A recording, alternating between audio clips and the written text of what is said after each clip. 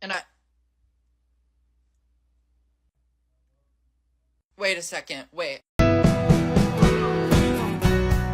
You can drive all night.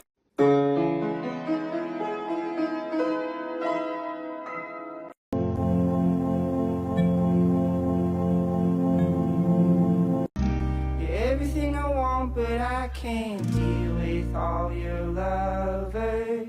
Do you know how much I love you? I love you more than everything. And they're gonna be like, hey, do you guys like want anything? And we're gonna be like, no, because we have each other.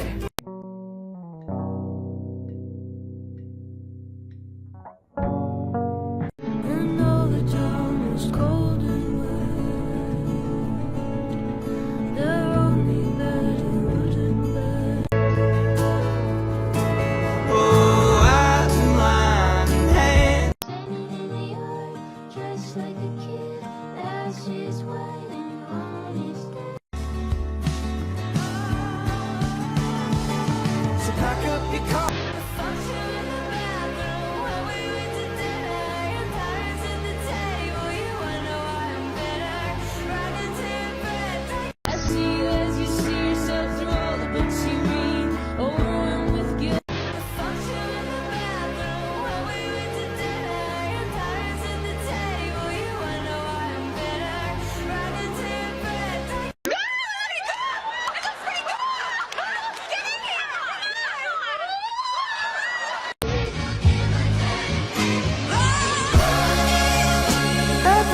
You're a hypocrite. You're a conformist. You're a liar. I opened up to you and you judged me. You're an asshole. I could be a good mother, and I wanna be your wife. So I hold you.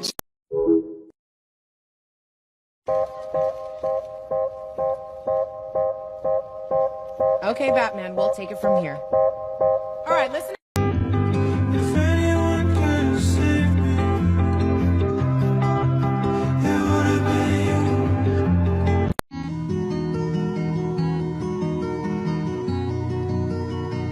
And all the town is cold and wet. Then you love her like you love no one. The way she laughed and hold a smoking gun.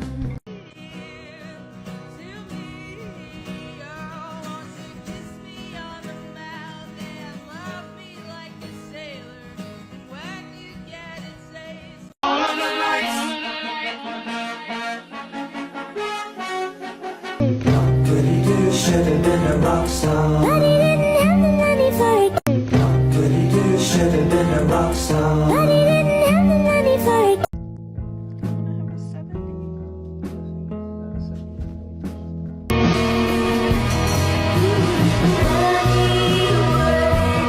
Wise man closes his mouth, madman closes his fist.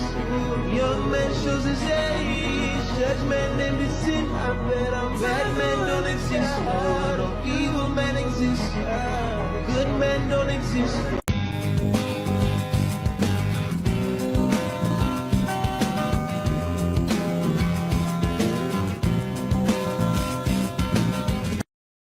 He doesn't know it, but a year from now our family will be torn apart, and I will move far away and won't.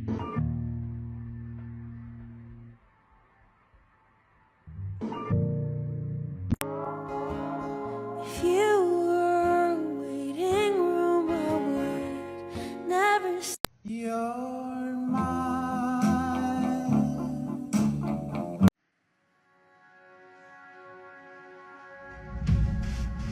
happy and free and leather. Hell yeah. Hell no. Hell yeah. Hell no. Hell yeah. Hell no. Hell yeah. Hell no. Hell yeah. Hell no. Hell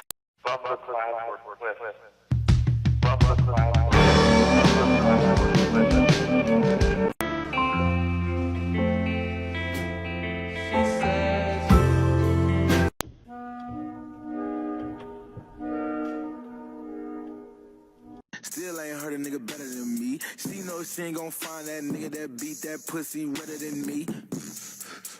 Ooh, redder than me.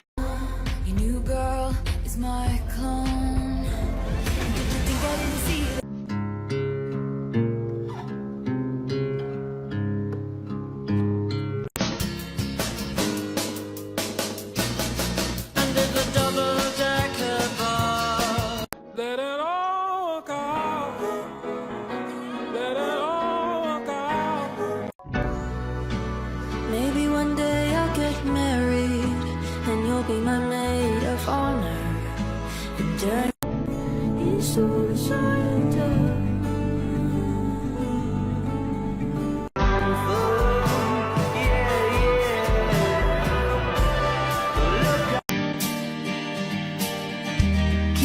me out of the bearded barley. Hi. Hi. It's a beautiful day, isn't it? Yeah. You don't deserve to be outside enjoying the sun. What? You should be in a cave.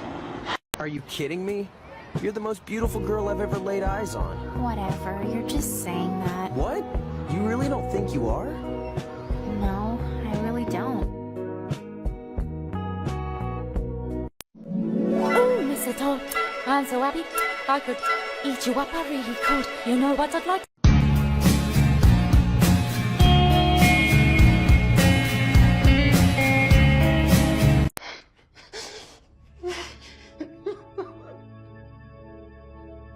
I didn't think anyone noticed me.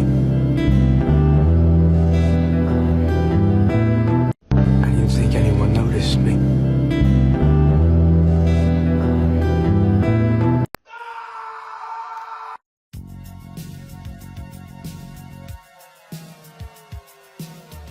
But I don't wanna know a world where you're not mine and I'm not your girl.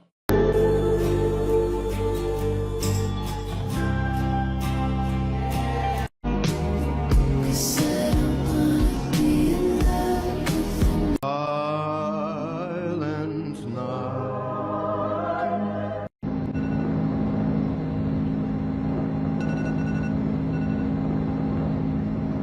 I don't care. Like they're always ugly.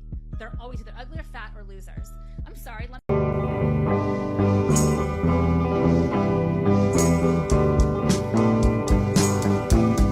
Pookie, what the fuck? Like, I genuinely have never been more like, what the fuck is that about? So won't you stay, won't you stay, won't you stay with me? I think you might have accidentally saved my life. Won't you sit right down and stay a while? We like the same. Sit back, counting up doors, I was raised in the barrow. She wanna taste the chicken and sweat today, ho, come back tomorrow. If you know what I know how to hold, just off the fence, don't have no honchos. Running around in the lobby, I know that they tired me, having like 10 hoes. She needs some credentials just to be presidential.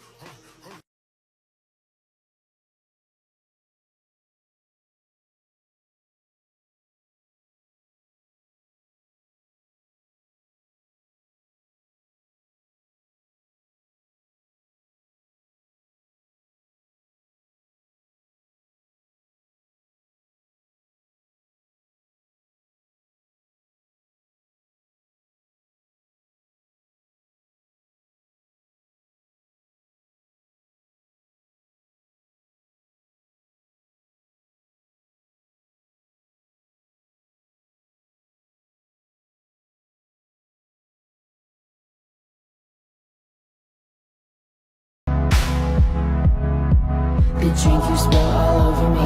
Lovers spill. The things I would do to you. The things I would do to you. The things I would do to you. The things I would do to you. The things I would do to you. The things I would do to you. The things I would do to you. The things I would do to you. The things I would do to you. The things I would do to you.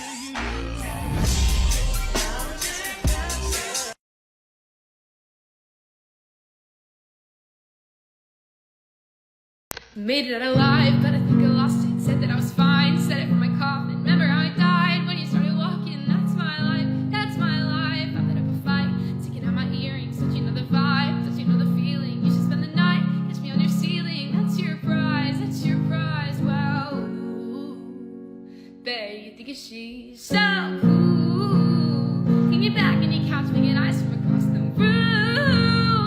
Wait, I think I've been there too. Ooh, you got me thinking she's so cool. But I know to know when you're just another dude. Ooh, that's so true. No, I'm not crying because I'm a sissy and I'm a sore loser. I really hope this country goes great. But there are women that are going to die because of this. So many of them. So, I'm just thinking about them right now. Give me a few minutes. And then I'm going to toughen up a bit. Luckily, I personally didn't have to cancel out my father, my man, or my mother's vote. So I'm alright. But in the end, clearly it didn't matter. I really hope we're the ones who are brainwashed. Because there's two options here. And I'm praying I'm wrong. I actually am praying I'm wrong. Like, genuinely. I pray to Jesus Christ himself that I am the one that's wrong. Alright. Yeah. This was Saga bitch. All I want is a girlfriend. That's all I want. I just want.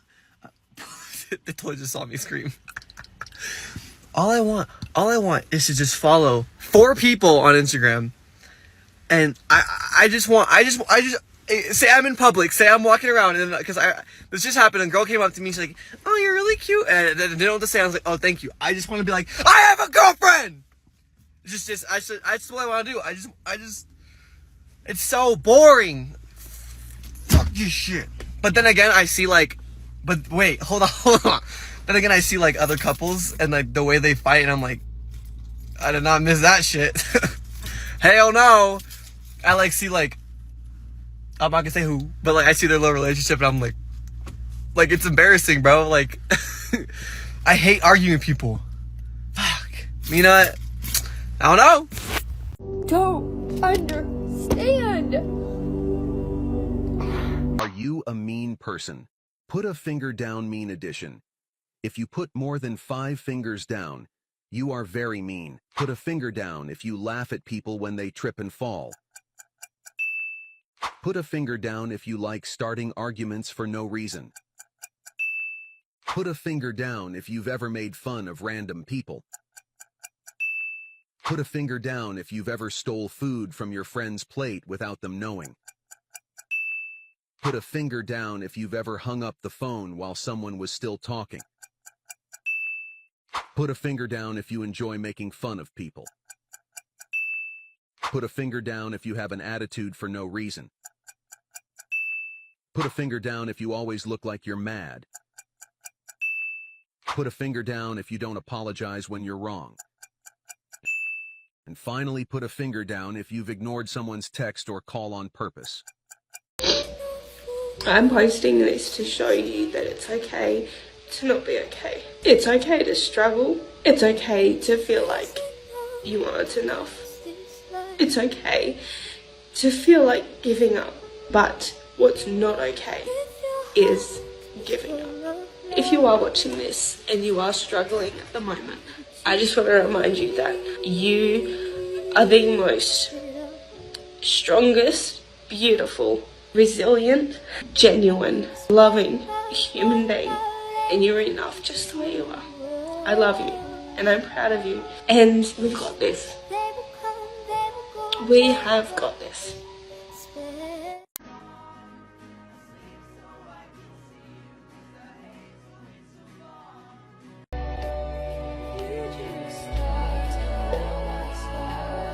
Please don't fall apart. I can't face your breaking heart. I'm trying to be brave. Stop asking me to stay.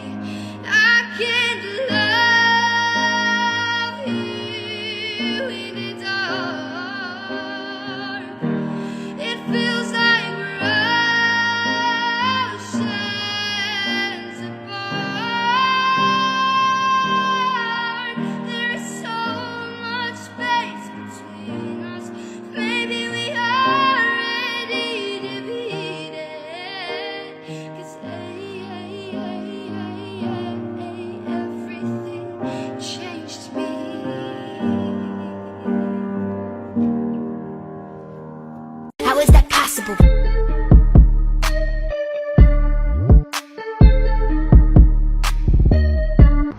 Okay, I am so sorry to have left you hanging all night, but my whole house is now caution taped off. If you were not watching the live, both dogs sat on the hole. So the dogs run separately. So the first dog came out and the dog sat, and audible gasp, absolute fucking shock.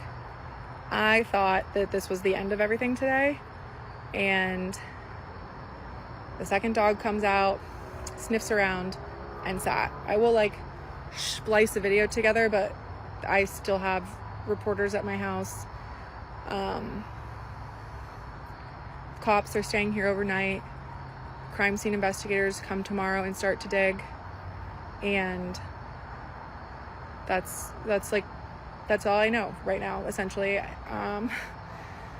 This has taken a fucking twist, and if I don't get on a murder podcast after this, I'm gonna be pissed. I'm not trying to like make a joke out of it, but I started crying on the live, and I'm absolutely freaked out, and this is how I handle things. Dark humor. So if anything, my hope is still that maybe this is just like a bloody carpet, that someone got a bloody nose or scraped a knee. But if somehow this ends up being more than that and we are able to bring closure, first off, this wouldn't have happened without TikTok. I was not going to do this myself. I have like guilt now that I wasn't going to do this on my own. This is only happening because of all of you little sleuths and impatient little bitches, as I said, who pushed me to do this. So as insane as this is, if what is potentially going to happen happens and there ends up being some form of crime here, I appreciate you. And I will put together an actual video from the moment and figure out how to like splice together parts of my live when the dog sat. But for now, I feel bad that you hadn't been updated, so here it is. I'm gonna stop talking because I'm rambling. Here's part 2 to my college roommate experience. So continuing from the last part, I restocked my items so much, and it was such a waste of money because she continuously kept dumping it out. She was tampering with all of my stuff. So not only was that not enough, but after that, when I started showering again with my new items, it wasn't dumped out anymore, but the consistency was changed. My shampoo was so watery that I just knew something was up, but I was so oblivious to it in the moment that I didn't realize until after, when my scalp started seeping and blistering, that she was putting something in my shampoo and conditioner. Now you're probably wondering, Aaliyah, why haven't you taken initiative and said something to somebody at this point? I did. During all of this, starting I believe the second day of school when her boyfriend never gave me privacy, and it was just awkward and so uncomfortable for me. Especially if I knew I was having somebody come over, I would say something because we're in the same room, and I mean we're literally across the room from each other. Our beds are right there. That I would let her know that, or at least make sure it's okay that I'm having somebody come over. There was none of that. Whether I was sleeping, taking a nap, studying, in the shower, getting ready, she didn't care. So we took initiative and we made a roommates agreement, which everybody in our building had to do, and we had to literally discuss, okay, hey, when's your best time? When do you prefer that your roommate has people over? And I said, I don't want anybody over while I'm taking a nap, while I'm studying, while I'm getting ready or showering, and any time besides that, that's fine. Because I had already been through it. This was after it was already taking place. So I knew I didn't want him over during any of that time. She sat there and she said, oh, it doesn't really matter to me. Well, yeah, because I haven't had anybody over. She doesn't have to go through that, so that's easy for her to say. And she kind of just looked at me like I was crazy, like I was trying to be mean, but she knew what she was doing. So this comes down to, well, you didn't really get your way with your boyfriend. So she started locking me out of my room.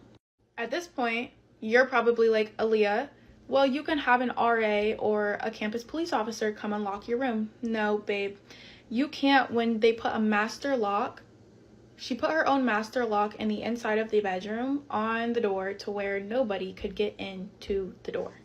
She wanted her privacy, and she used that as an excuse to say that she puts a double lock on the door just to be safe. In my head, that didn't make sense to me at all. And it was just a dumb excuse that I let go over my head and I believed. And it came down to the days that she knew I was leaving for class and I had to come back for my online classes, and I'm at the door because I need to get into my room and log on to my online classes, that I was locked out and I was late to class. I would sit there knocking on the door, texting her, and I think she would like purposely wait. Like, I'm not blaming her, accusing her of anything, but I believe like she let so much time go on that she was literally right there in the room. She wasn't answering her phone, she wasn't answering her text messages, and then like maybe 15 minutes later, me just standing there, then she would come and lock the door. After I had already contacted my RA and literally had so many conversations with my RA about this, and like I just feel like it was all a conflict of interest that like nobody gave a flying F. Not to mention that my RA was a part of a sorority as well. So is this like initiation? This is what's going through my head. I'm trying to figure out like what's the motive here? Like, why is nobody doing anything about this? This is literally a safety issue, and that's what your RA is there for. So then she goes, okay, well, maybe we need to have a conversation. Let me know a time that me and the other RAs or the head RAs can come into your room and we can talk. Talking is not going to fix the problem at this point. To me, that was not what I wanted to do, because I felt like I was being punished. I felt like I was going to be put on the spot, and I wasn't causing any of this. This is literally a privacy issue. This is a safety issue. This is somebody who's tampering with my stuff and is literally purposely doing it. Please tell me what having a discussion is going to do. So then I explained everything to my roommate. I went through the whole shampoo and conditioner, and she kind of just looked at me like I was crazy. Like I was just being over dramatic, like I was making this up, like there's no way this was happening, like the first week of school. And she kind of just like kept letting it go on. Like she was almost doing what I was doing, which was giving it another reason to like nudge at it. She just kept letting it go on. The reason why we made a roommates agreement was so that we both signed it and we both knew, hey, I said I don't want anybody over during this time. I don't want this happening. I don't want this happening. I'm not comfortable with this. And if it was broken, then my RA has something to go back at and then have a reason to go to somebody higher up. Right after we signed the roommates agreement and we both agreed to what we feel comfortable with, she broke it the next day. That was when she started locking me out of my room. She still consistently had her boyfriend over all day long, and they both were messing with my stuff. Let's talk about why I tell people to not play with Ouija boards. If you're new here, hi. I usually talk about some pretty scary stuff, and a lot of the time on my page, I talk about other people's experiences. However, I have a lot of my own. And if you've been here for a long time, then you've probably heard the story, or if you listen to any of the podcasts that I'm on, you've probably heard this story. But I think it's important to revisit it because I am a very strong advocate on not messing with that thing specifically. And it's because of my experience. And before I get comments flooding into my everything, I know I should have listened to my mom, okay? I know that now. But let's get into it. When I was a freshman in high school, I and my friend decided to make a Ouija board and play it in my room. You may be asking yourself, why did you make it? Because I've come to find out that when you make things with intention, it is worse. And if y'all are unaware, Toys R Us, when it was a thing, you could buy a Ouija board at Toys R Us. You can buy Ouija boards at a lot of toy stores or novelty stores, which is very scary in retrospect, but I digress. So, this person I was around had already experienced a lot of things with ghosts. I had only seen one, and I was almost certain that it was just a family member. So we shut off the lights. I had this little table, it's sitting over there, and we put the Ouija board, I put the planchette on, we lit a candle, and we put a small piece of silver on the corner. And we're asking dumb questions like, who are you? How old are you? You know, whatever. And the planchette is moving, but it feels so strong that I'm convinced it's her pushing it. And it's answering normally, like I don't remember the answers to that, but I do remember the answer to this one. I got fed up with the planchette moving so quickly that I asked the board something that my friend wouldn't know. And I proceeded to ask it, if you're so real, what is my grandfather's middle name? So when my grandfather passed, I am almost certain that we did not put his middle name on his obituary because nobody knew that. And that was like something within my family that we did not share, etc. There were 5 letters in his middle name. The planchette stopped moving when I asked the question. We sat there for probably 15 seconds, And I was like, this is fake. I knew you were pushing it. And as I'm saying that, it starts moving. It goes to the first letter, and it's right. It goes to the second letter, and it is right. It goes to the third letter, and as it's heading for the third, I take my hands off. I know, big no-no. And I am absolutely horrified. It finished spelling his middle name, and afterwards, I put my hands back on, we said goodbye, I blew the candle out, and we just went on our merry way because that was too much.